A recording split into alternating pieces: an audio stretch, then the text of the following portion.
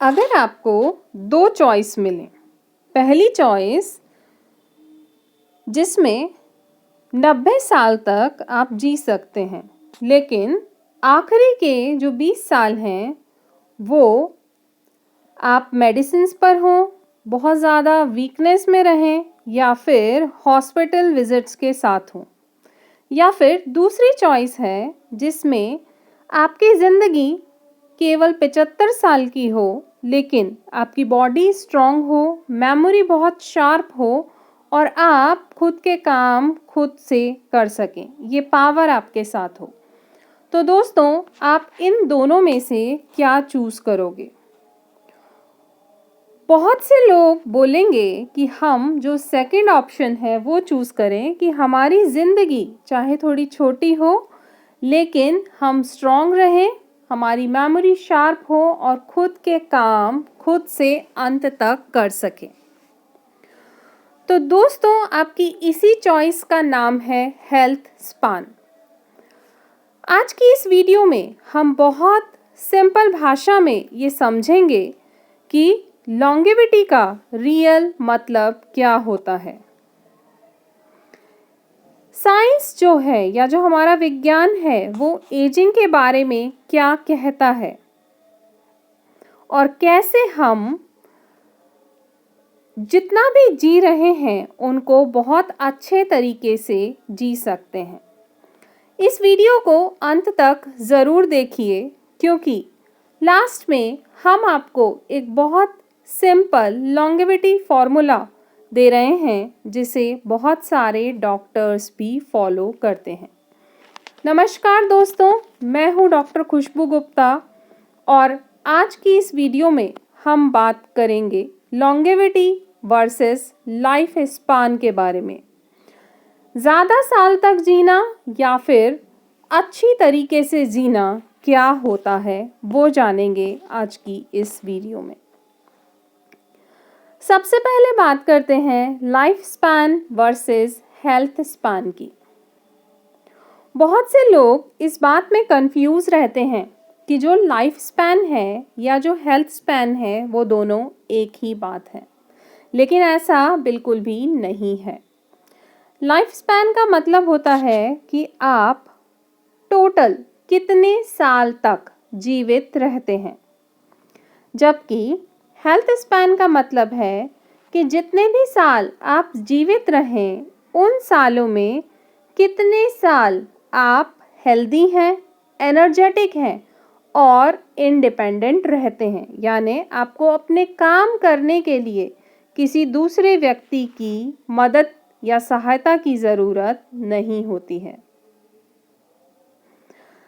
लेकिन जो प्रॉब्लम आती है वो प्रॉब्लम ये है कि जितनी भी मॉडर्न मेडिसिन्स हैं उन सब ने एक व्यक्ति के लाइफ स्पैन को तो बहुत ज़्यादा बढ़ा दिया है, लेकिन अभी भी व्यक्तियों का जो हेल्थ स्पैन है वो नहीं बढ़ा है। लोगों का हेल्थ स्पैन उतना ही है जितना पहले हुआ करता था, या फिर ये कह सकते हैं कि उल्टा लाइफ स्पैन जो है वो बहुत बढ़ गया है और हेल्थ स्पैन जो है वो और ज़्यादा कम हो गया है। इसीलिए आज हम ज़्यादा साल जीवित तो रह रहे हैं, लेकिन diabetes, blood pressure, heart disease, joint pain और मेमोरी लॉस जैसी विभिन्न कंडीशंस के साथ में। वर्ल्ड हेल्थ ऑर्गेनाइजेशन के डेटा जो कहते हैं वो ये हैं कि मोस्टली जो पीपल हैं वो अपनी लाइफ के अंतिम 10 से 15 साल क्रॉनिक डिजीज़ेस के साथ जीते हैं, और विज्ञान कहता है कि ये बात नॉर्मल नहीं है। इस चीज़ को प्रिवेंट किया जा सकता है। अगले सेक्शन में हम बात करते हैं एजिंग की। एजिंग क्या होता है?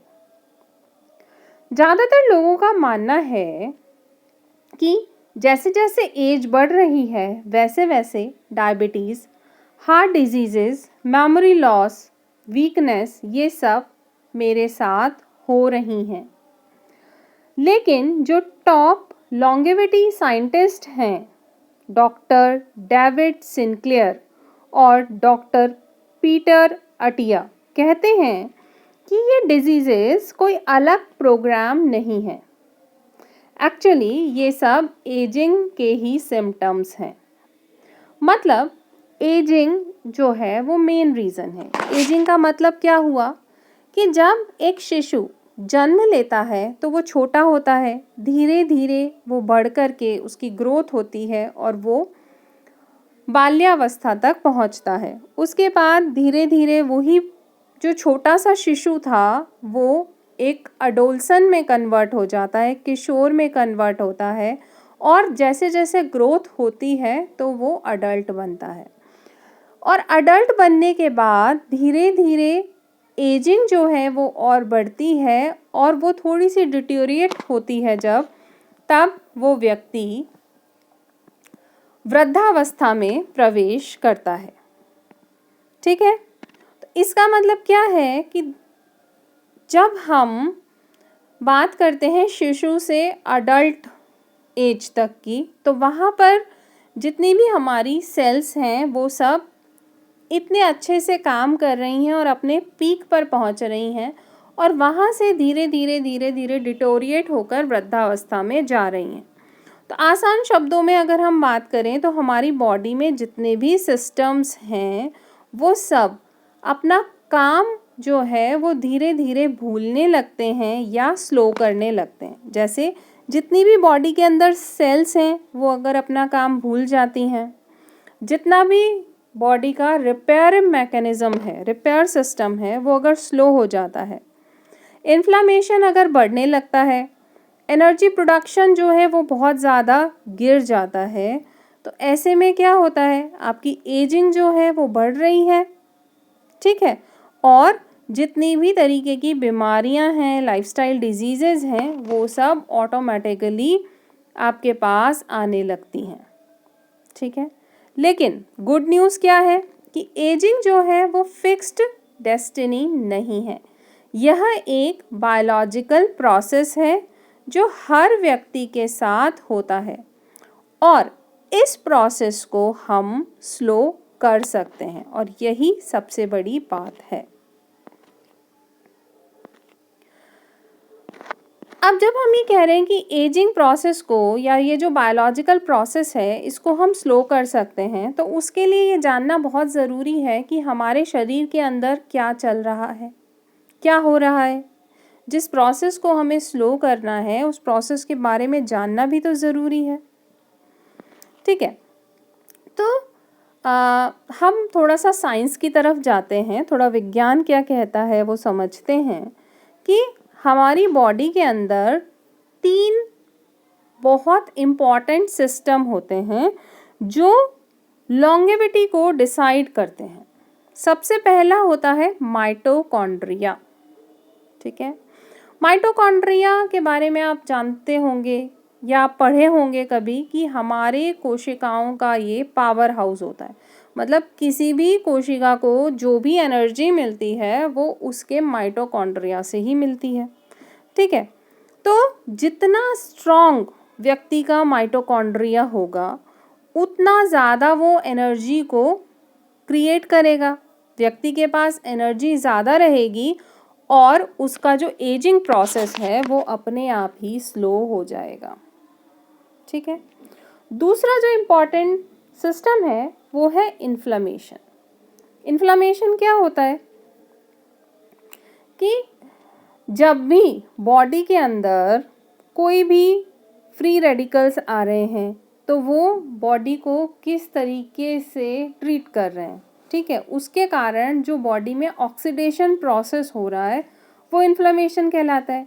जैसे अगर आप इन्फ्लेमेशन नहीं समझते तो आप ये मान सकते हैं कि कहीं आपके चोट लगती है, ठीक है, आपका हाथ किसी टेबल से टकरा गया या दीवार से टकरा गया, तो क्या होता है, वहाँ पे हल्की सी सूजन आ जाती है, ठीक है, रेडनेस आ जाती है, कभी कभी नील भी पड़ जाती है, वो एरिया जो होता है चोट वाला एरिया वो थोड़ा ब्लूइश सा हो जाता है। तो ये सब इन्फ्लेमेशन का पार्ट है। ठीक है, तो जो एक्सटर्नल इन्फ्लेमेशन है वो तो हमें दिखाई देता है कि हमारा हाथ में या पैर में कहीं चोट लगी तो वहाँ सूजन आ गया, दर्द हो रहा है, ठीक है, ये हमें दिखाई दे रहा है। लेकिन जो हमारा इंटरनल बॉडी है, इंटरनल बॉडी में भी इन्फ्लामेशन होता है, ठीक है, वो इन्फ्लामेशन हमको दिखाई नहीं देता। और इस इन्फ्लामेशन के कारण ही जो एजिंग है वो बहुत ज़्यादा फास्ट हो जाती है, क्योंकि अगर सेल्स प्रॉपरली रिपेयर नहीं हो पाएंगी, इन्फ्लामेशन के बाद में ट्रीट नहीं हो पाएंगी, तो वो डिस्ट्रॉय हो जाएंगी। अब थर्ड जो इम्पॉर्टेंट सिस्टम है वो है repair mode versus growth mode, ठीक है। तो बॉडी या तो ग्रो करती है, ठीक है, जब हम कॉन्स्टेंटली प्रॉपर पोषक तत्वों के साथ भोजन को लेते हैं, मतलब एक हेल्दी डाइट कंज्यूम कर रहे हैं अगर, तो हमारी बॉडी ग्रो करती है, ठीक है। और जब हम रेस्ट की कंडीशन में होते हैं, फास्टिंग पर होते हैं या फिर सो रहे होते हैं, स्लीप टाइम जो हमारा होता है, उस टाइम पर हमारी बॉडी अपने आप को रिपेयर करती है, ठीक है। तो ग्रो करने के साथ साथ रिपेयर करना भी बहुत ज़रूरी है। अगर रिपेयर नहीं होगी तो जो चीज़ ग्रो हुई है वो भी सही नहीं रहेगी। अब आज के टाइम पे प्रॉब्लम क्या आती है कि लोग हमेशा ग्रो मोड में ही रहते हैं, ग्रोथ मोड में ही रहते हैं, ठीक है, हमेशा लगातार खाते रहते हैं, खाने के बाद टाइम ही नहीं देते कि जो हमने खाया है वो पच भी जाए। दिन भर काम करते रहेंगे, खेलते रहेंगे, कुछ भी करते रहेंगे, फ़ोन देखते रहेंगे, लेकिन टाइम पर सोएंगे नहीं। तो रिपेयर मोड जो है, ठीक है, रिपेयर फंक्शन जो है वो बॉडी का सही तरीके से नहीं हो पाता, टाइम पे नहीं सोएंगे, ठीक है, तो बॉडी के जितने भी इंटरनल सिस्टम्स हैं वो सही तरीके से काम नहीं करेंगे। तो इससे क्या होगा, हमारा बॉडी जो है वो वीक होता जाता है और एजिंग को बढ़ाता जाता है। अब बात करते हैं कुछ बहुत ज़रूरी बातों की, जैसे बॉडी जो आपका बनता है उसमें बहुत सारे कंपोनेंट्स होते हैं, लेकिन हम आज केवल 2 कंपोनेंट्स की बात कर रहे हैं, एक तो मसल्स की और एक फैट की, ठीक है। जो मसल्स हैं वो प्रोटीन से बनती हैं, राइट। जैसे जैसे एज बढ़ती जाती है, हम अडल्ट्स से ओल्ड एज की तरफ बढ़ते हैं, वैसे वैसे क्या होता है, मसल मास धीरे धीरे कम होने लगता है और उसकी जगह पर फैट मास बढ़ने लगता है। मतलब आप दिखोगे तो अच्छे खासे चबी मोटे व्यक्ति, लेकिन ये बिल्कुल ज़रूरी नहीं है कि उसके अंदर मसल मास भी उतना ही ज़्यादा होगा, नो, उसमें क्या होगा, फैट मास ज़्यादा होगा, मसल मास कम होगा। और जब हम लॉन्गेविटी की बात करते हैं तो वहाँ पर यह है कि मसल मास आपका ज़्यादा होना चाहिए। अगर मसल मास ज़्यादा होगा तो आपकी एजिंग जो है वो स्लो हो रही होगी, ठीक है। अगर मसल्स स्ट्रॉन्ग होंगे तो उसकी वजह से क्या होगा, शुगर कंट्रोल जो है वो बहुत अच्छा रहेगा, ठीक है, गिरने की संभावनाएं जो हैं वो बहुत कम हो जाएंगी। और जितने भी हम मोटर मूवमेंट्स की बात करते हैं, फाइनर मूवमेंट्स की बात करते हैं, तो वो जितने भी मूवमेंट्स हैं वो किसके कारण होते हैं, वो हमारी मसल्स के कारण होते हैं। तो अगर मसल्स स्ट्रॉन्ग रहेंगी तो हमारे हाथ पैर जो हैं वो अच्छे से काम कर पाएंगे, तो इससे क्या होगा, हम इंडिपेंडेंट बने रहेंगे, ठीक है, आपको किसी और के ऊपर निर्भर नहीं रहना पड़ेगा। तो इसलिए मसल मास को बचाना जो है वो बहुत ज़रूरी है, और इसके लिए ये ज़रूरी है कि आप स्ट्रेंथ ट्रेनिंग जो है वो ज़रूर से करें 2 to 3 times per week, right. अब जब भी हम एक्सरसाइज की बात करते हैं, पैदल चलने की बात करते हैं, तो जो वॉकिंग है या पैदल चलना है उसको हमेशा अंडररेटेड कहा जाता है, ठीक है। एक्सरसाइज की बात आती है, लोग योगा कर लेते हैं, वेट ट्रेनिंग कर लेते हैं, कार्डियो कर लेते हैं, पर अगर उनको बोलें कि आप एक सिंपल हैबिट डेवलप कर लो कि रोज़ खूब पैदल चलो, तो वो नहीं हो पाता। और आज की लाइफस्टाइल ऐसी हो गई है, भागदौड़ इतनी ज़्यादा है ज़िंदगी में कि लोग पैदल चलना बिल्कुल भी पसंद नहीं करते। तो अगर आप रोज़ाना 7 से 10 हज़ार कदम पैदल चलते हो तो इससे आपका दिमाग तेज काम करेगा, स्ट्रेस कम होगा और जो आपका हार्ट है वो बहुत हेल्दी रहेगा। ये एक बहुत सिंपल हैबिट है लेकिन लॉन्ग टर्म के लिए बहुत बड़ा इम्पैक्ट देती है। थर्ड जो इम्पॉर्टेंट टिप है वो है स्लीप। ठीक है, आज के टाइम पे अनिद्रा से लोग बहुत ज़्यादा परेशान हैं, लोगों को नींद ही नहीं आती है। लेकिन अगर आप प्रॉपर नींद लेते हैं, ठीक है, एक अच्छी 7 से 8 घंटे की जो नींद ज़रूरी होती है, ठीक है, गहरी नींद जिसे कहते हैं, तो वो आपके लिए एंटी एजिंग पिल का काम करेगी। ठीक है, हमारी जो भी इंटरनल बॉडी ऑर्गन्स हैं वो सारे हमारी नींद में या स्लीप के टाइम पर अपने आप को रिपेयर करते हैं। ठीक है, इस टाइम पर ब्रेन जो है वो डिटॉक्स होता है, हार्मोन्स वापस से रीसेट होते हैं और जितनी भी कोशिकाएं हैं वो सब रिपेयर होने का काम करती हैं। तो अगर आप 7 से 8 घंटे नींद ले लेते हैं तो नींद जो काम करेगी वो काम कोई भी सप्लीमेंट नहीं कर सकता एंटी एजिंग के लिए। ओके, फोर्थ जो इम्पॉर्टेंट टिप है वो है शुगर स्पाइक्स। ठीक है, जितना ज़्यादा शुगर आप कंज्यूम करेंगे उस शुगर को बैलेंस करने के लिए उतना ज़्यादा इंसुलिन बॉडी को प्रोड्यूस करना पड़ेगा।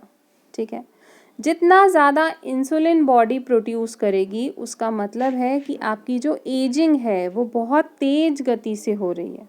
ठीक है, तो इसका मतलब ये नहीं है कि आप शुगर या जो सिंपलर कार्बोहाइड्रेट्स हैं वो खाना बिल्कुल ही छोड़ दो। इसका मतलब ये है कि प्रोसेस्ड शुगर जो है वो कम से कम अपनी डाइट में इंक्लूड करो।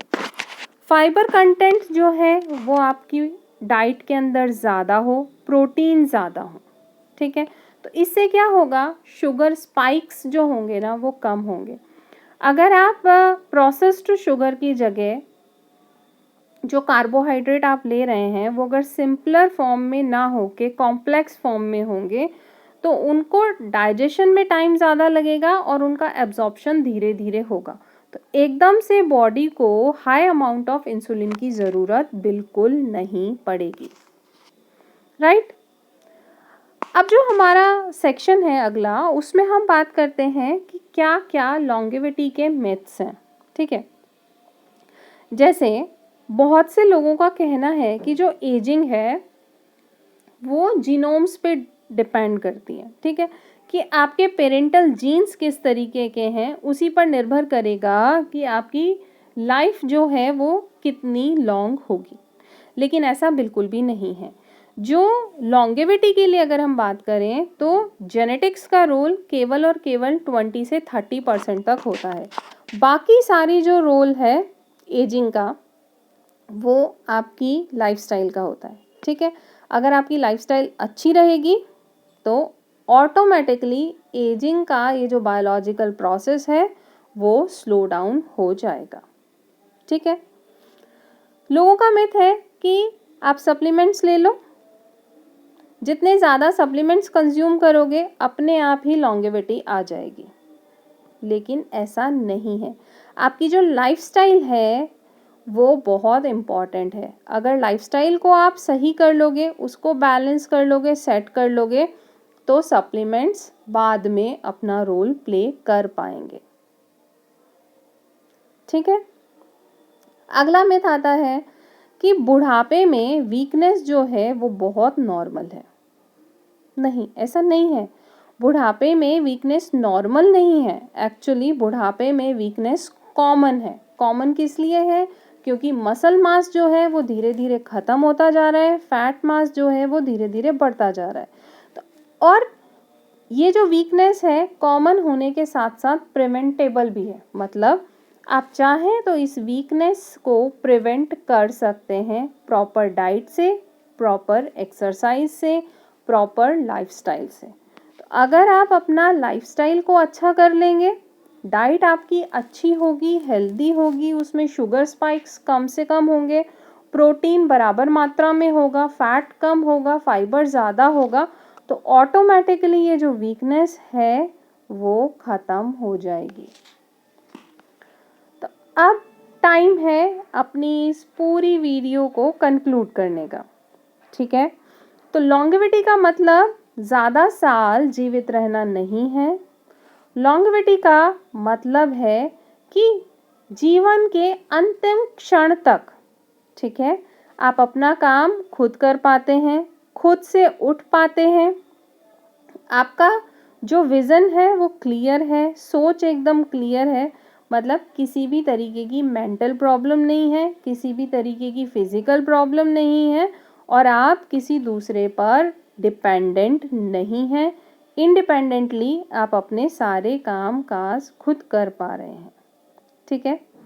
दूसरा, एजिंग को हम रोक नहीं सकते हैं, लेकिन एजिंग को स्लो ज़रूर किया जा सकता है। और अगर आप आज से ही मूवमेंट, स्ट्रेंथ, स्लीप और स्मार्ट ईटिंग शुरू कर देते हैं, तो जो आपका फ्यूचर है वो आपको थैंक यू कहेगा कि आप टाइम पर जाग गए, आपने टाइम पर स्वयं की केयर करनी शुरू कर दी, जिससे आपकी जो लाइफ स्पैन थी वो हेल्दी लाइफ स्पैन में कन्वर्ट हो गई। तो दोस्तों, अगर आपको हमारा ये वीडियो यूज़फुल लगा हो तो इसे लाइक करें, शेयर करें, क्योंकि ये जो नॉलेज है वो हर घर तक पहुंचनी चाहिए, जिससे जो वृद्धावस्था है वो एक हेल्दी लाइफ स्पैन में कन्वर्ट हो सके।